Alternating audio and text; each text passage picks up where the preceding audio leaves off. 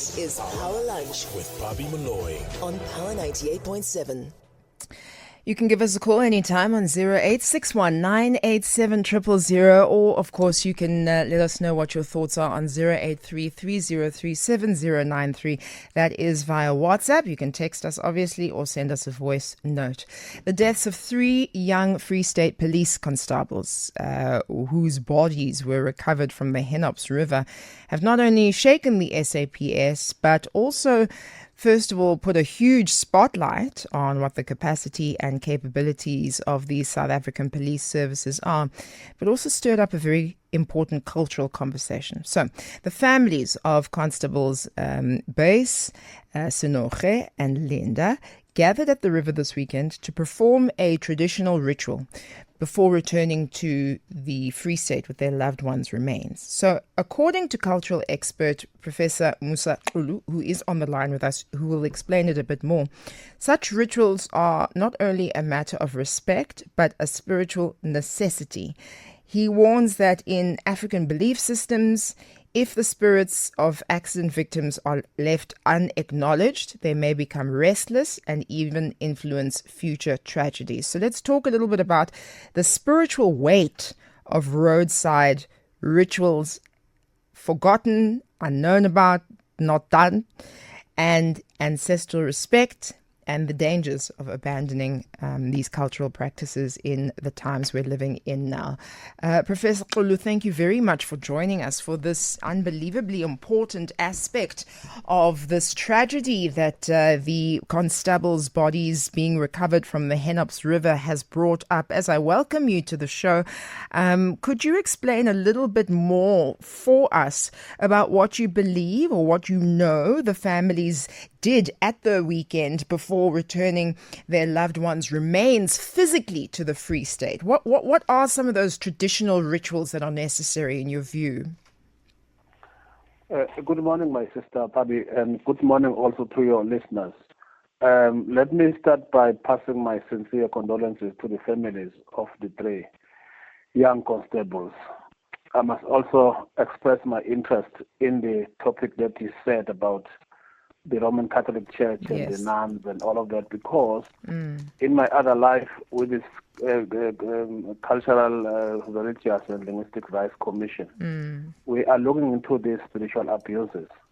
You must remember that we have tended to blame more the fringe churches who make people eat grass and all sorts of things. But it has been found now that actually these transgressions are found across the board in the Christian faith. But that's a matter for another day. The issue of the spirit, the African religious system has it that the identity of the living is based on accepting the not yet born and those also who have departed as influencing our daily lives.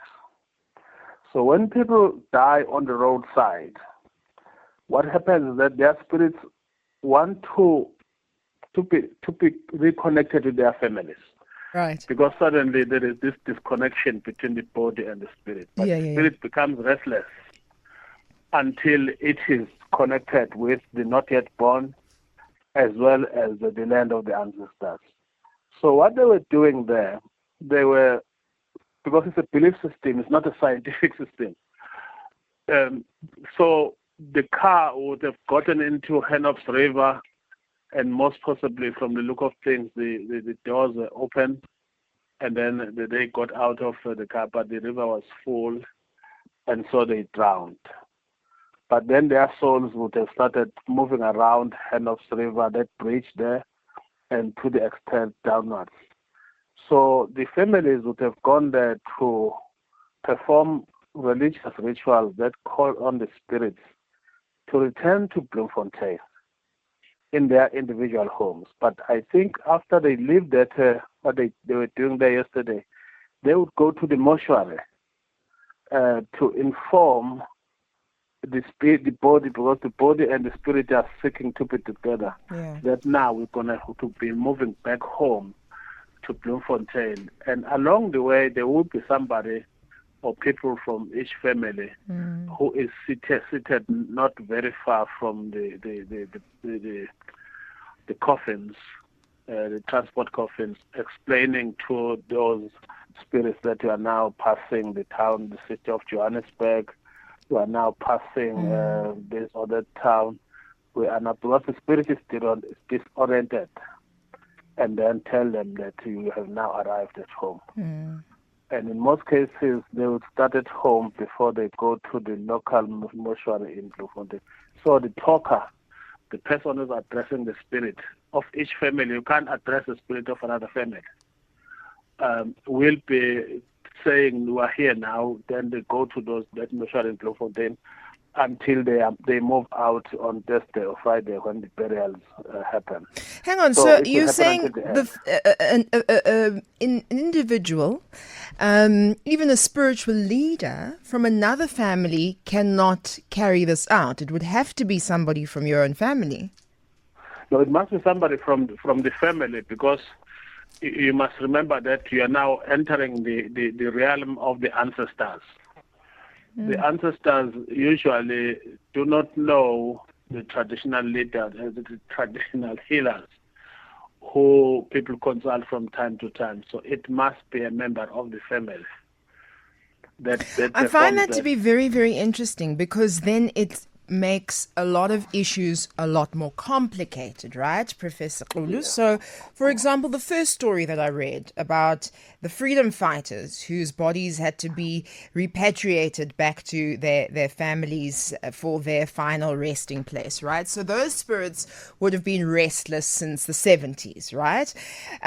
Say, for example, a person who doesn't have natural family, who maybe has become a part of a community, but maybe they don't have their immediate family with them. Are you saying that, then the danger is their spirits do not then reconvene with their bodies as they're buried, A, and then B, more importantly, then what happens? What happens to these spirits or souls who are wandering around and don't know, they haven't been put to rest? No, definitely. That's very important, because, you see, the member of the family is connected to the spirit by blood, and therefore is the appropriate one to address the bodies. You must remember when some 14 soldiers, South African soldiers, yes, died in the DRC, there were a lot of noises that the families were not allowed to go and fetch the spirits from the DRC. They only received the bodies here in South Africa. Normally, what needs to happen is that a member of the family must be there. But how do they go into the middle of a war zone, Prof? How would we do that? You can do it from a distance, but it must be done by a member of the family. All that I'm saying is that the spirit is roaming, and if it is not called to unite with the family, then that spirit, in terms of road accidents, there's a belief system that they are the ones that are responsible for many road accidents, because they become angry, feeling ignored, and then start interrupting drivers. And sometimes the road stretches, it is known that after every month or two, in a certain stretch of road, there will be a car accident. Okay. And according to the belief system, is that those spirits that were not properly integrated into the family structure of the not yet born, the born, and the living, and those that have departed, that are responsible for the accident. Yes. It would be the same in the case of, as you're rightly saying, some of these people they died in exile in the 70s, and they don't have distant family. The advantage, of course, would have been that, like ANC, for example, would have regarded itself as family in exile, and so the spirit would recognize a comrade. But ultimately, comrade must hand over to members of the family, even uncles or, but people who share the blood of the dead. All right. So I don't know if it differs from culture group to culture group. And also, I know that there are many in the younger generation who may be losing these skills. I mean, I, as an elder millennial, I know this to be true, that it needs to be done. But, if I stop teaching the Gen Zs or the Alphas in my family, then it ends with me, right?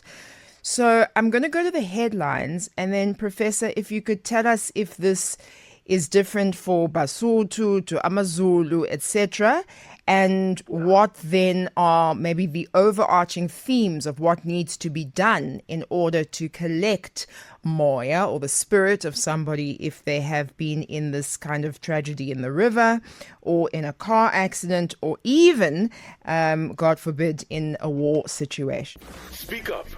Call the power line on 0861 987 000. We're on air right now, and you can find us on Pretoria and Johannesburg 98.7, in the South and West Rand on 103.6, and in Vereniging on 104.4. Ekurhuleni, we're coming to you on 107.2.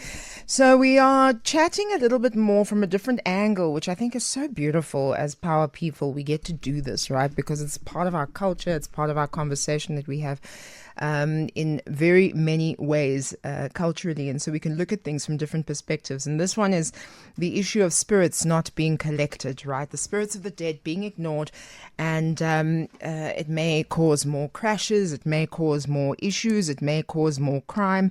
And I don't know about you, but I don't know if it's urban legend or if this is just how we grew up, Professor Xulu, as our cultural expert, but you'll correct me if I'm wrong. I mean, I grew up knowing that there's roads.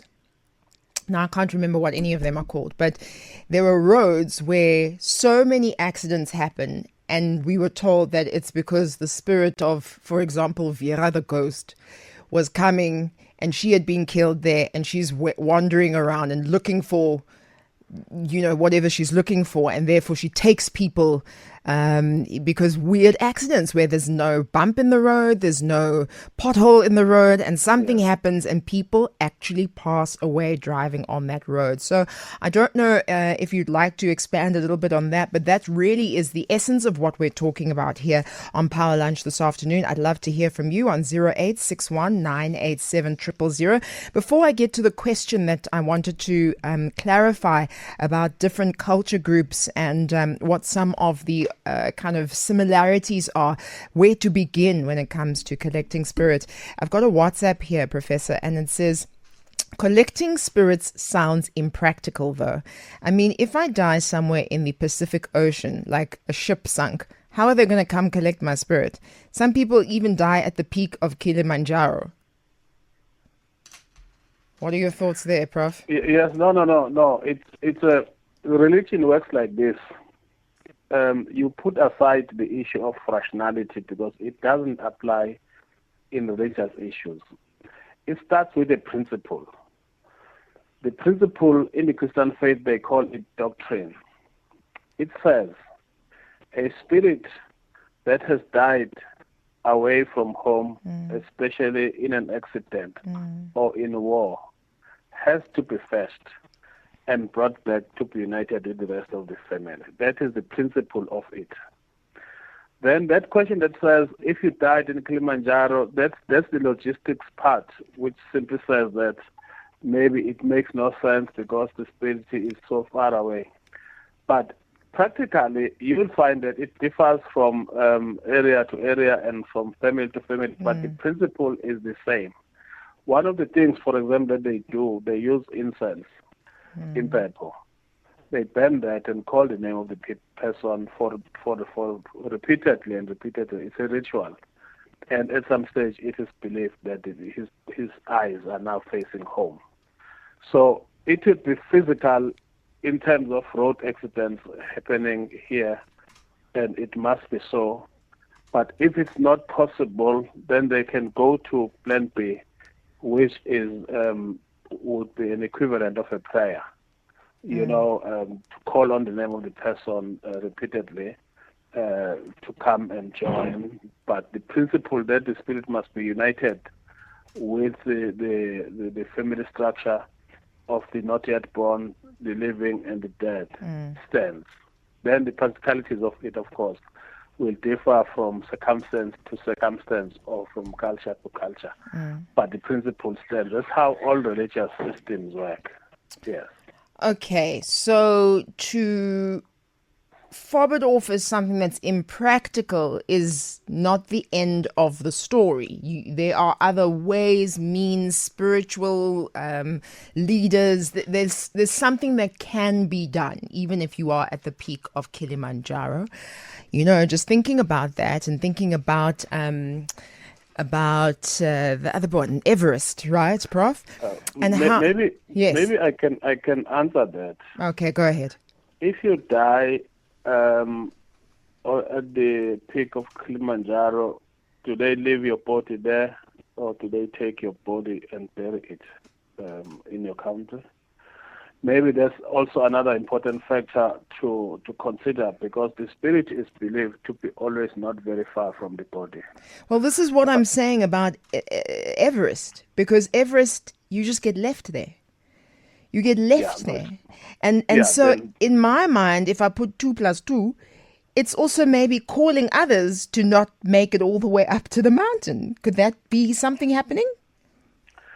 It could be also a good spirit talking and cautioning people about the problems that they may face. It's not like all the spirits that die accidentally, either on the road or on the top of Mount Kilimanjaro, become negative spirits.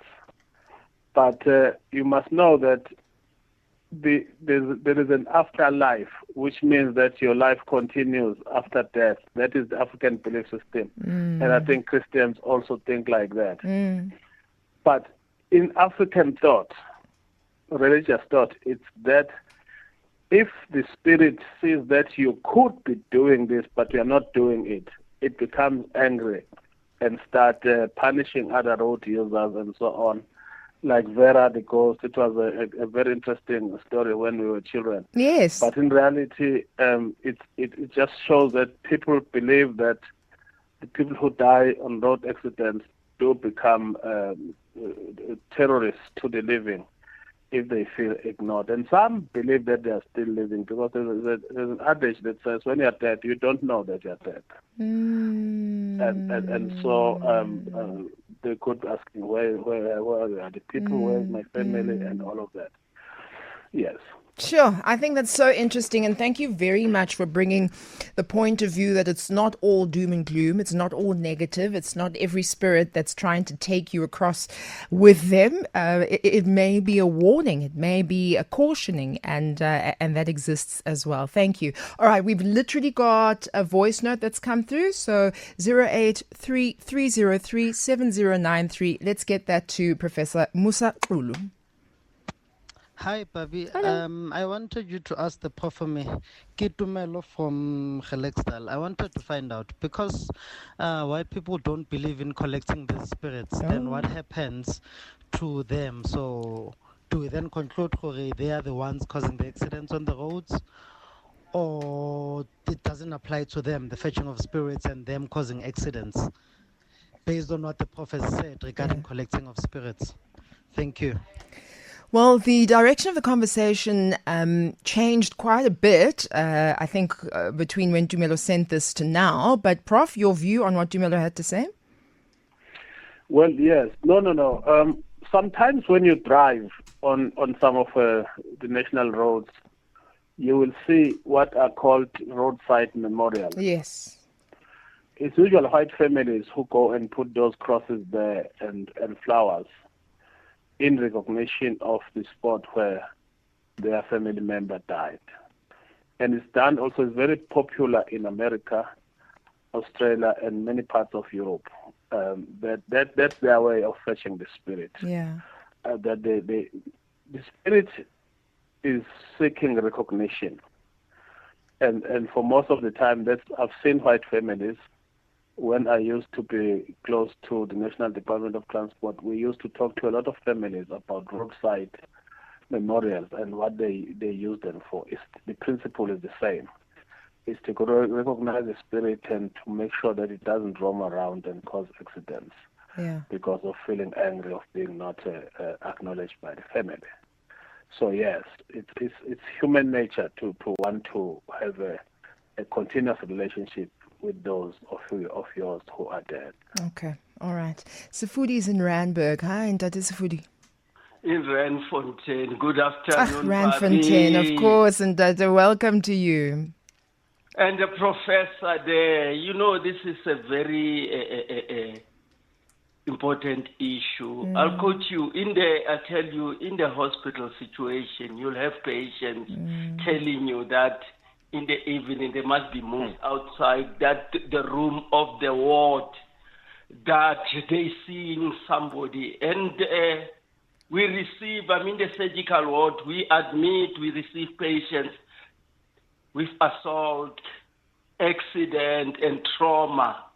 Could it be the reason why, Professor, that patients are seeing somebody? Because families, not on many occasions, don't come and fetch that spirit and calm it. And that spirit may be languishing in wilderness. Is it the case, Professor? Good afternoon to you. Thank you very much, Ndate Sifudi in Randfontein. Professor? Yeah, it's a very good observation from Randfontein. What happens, and I said in the beginning that it's a belief system. It's not something to go to the laboratory and prove or disprove. What would happen in most of the time, if the spirits are left unattended and they start roaming and causing all these problems for others, being seen at hospitals at night and so on, families who ignore such imperatives usually end up with what is known as generational curses. There are families where in every generation somebody will die of a car accident. It happens, and it's known that at some stage after every 10 or 15 years, somebody in the family will die of a car accident. Then you know that it's a spiritual issue.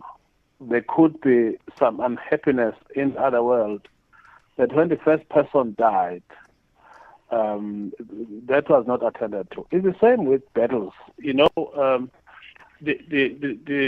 Zulu king who passed on in 2021 left very much worried about the fact that all the fighting, the political fighting and killings that were happening in KZN, there was no cleansing, in terms of rituals to cleanse the blood away. And KZN now is one of the most violent provinces to live in.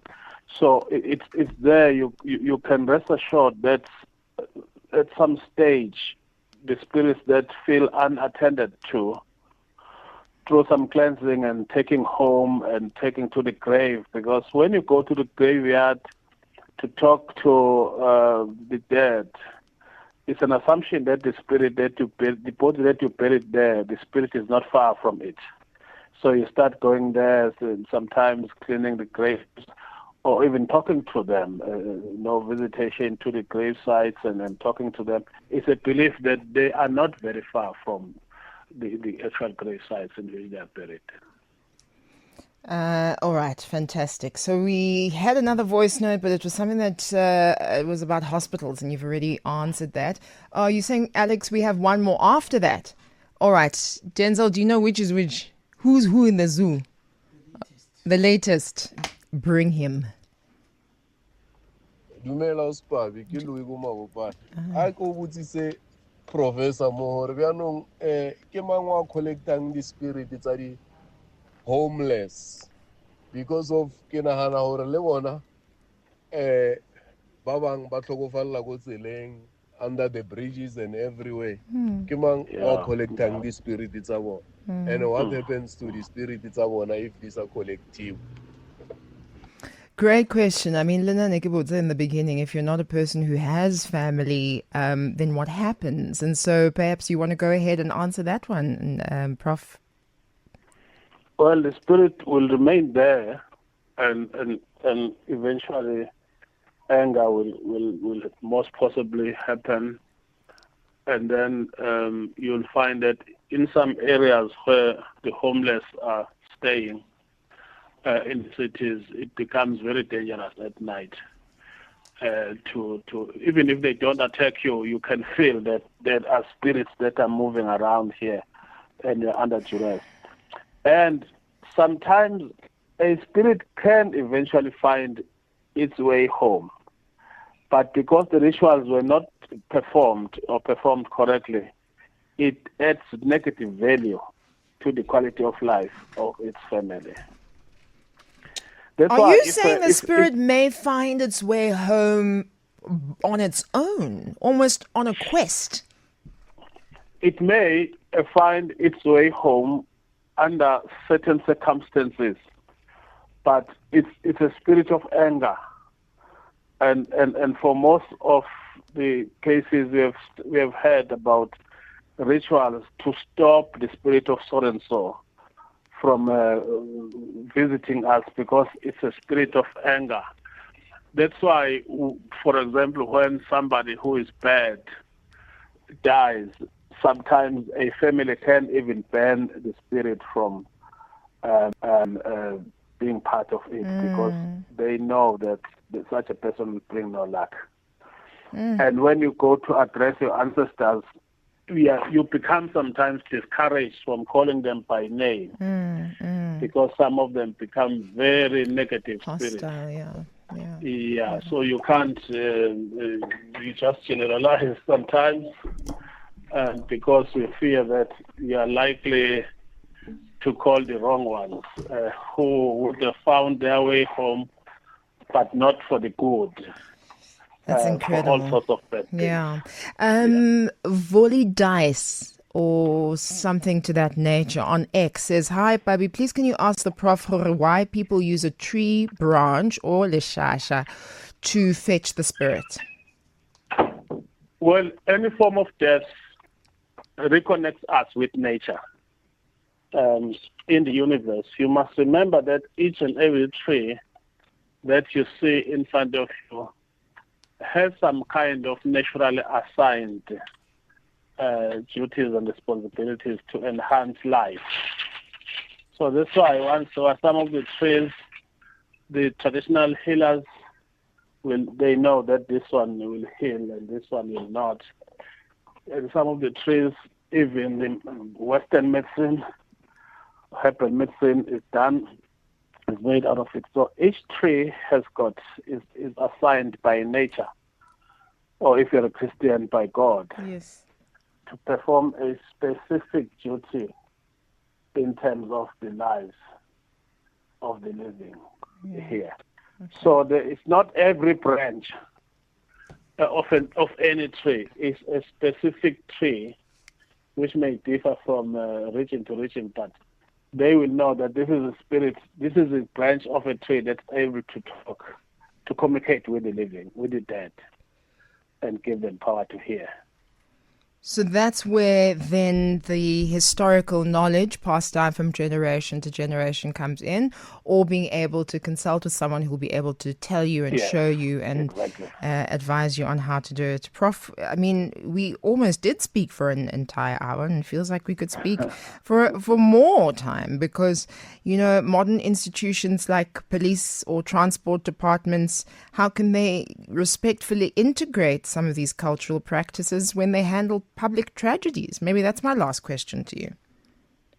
Well, the Department of Transport, at some stage, I know there was a Minister of Transport, Bundabel. He was very active in looking at the memorizations of the spirits of the dead. Yes. But I think also the Commission for Cultural, Religious and Linguistic Rights is actually well poised to can deal with this and create awareness working with departments of transport, that the issue of the fetching of the spirit must be turned into a national agenda because of the consequences of ignoring the science. And there are big consequences indeed. Hence, I say we could speak for another entire hour because, you know, the 3 who were found who are from the SAPS were also found with another 2 who had nothing to do necessarily with this specific case. So what happens and what is happening spiritually inside the Henops River, inside the Var River, etc. and so forth. So please, please, please come back and we'll have another conversation because I think this is a very, very important intersection between modernity and African spiritualism that we need to grapple with as South African people. So thank you very much for your time today, Professor Musa, our cultural expert. Thank you.